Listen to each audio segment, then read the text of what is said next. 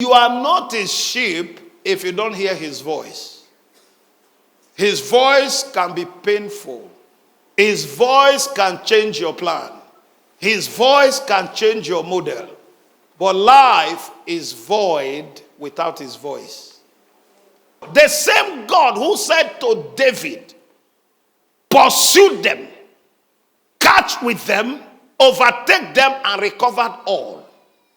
Same God said to David, after he inquired, he said, thou shalt not go up. There are no two battles that are the same.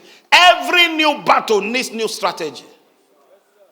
The same God who said pursue, the same God said don't go. What are you trying to do in 2025 that you have told everybody? You have paid money that God is saying don't do it.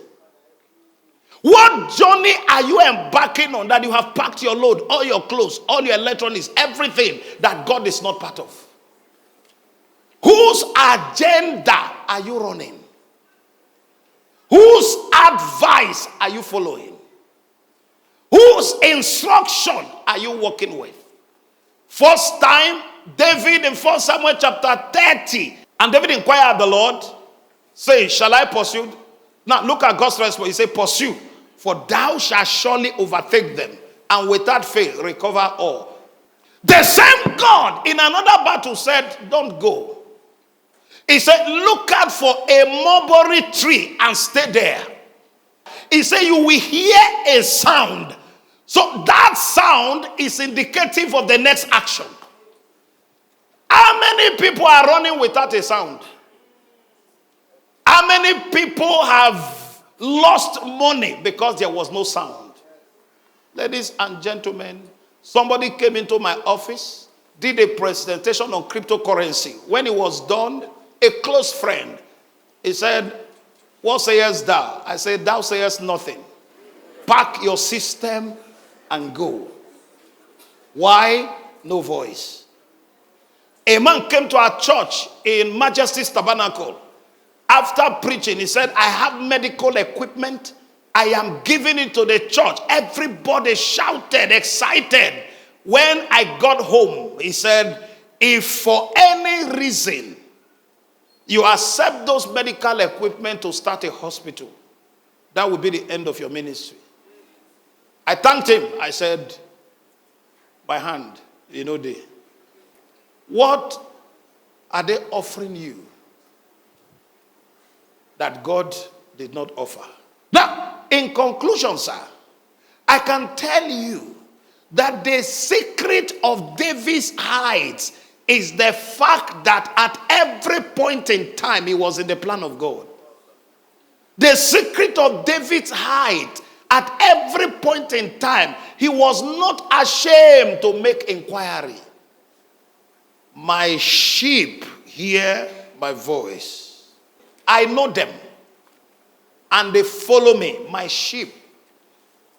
Listen, you are not his sheep if you don't hear his voice.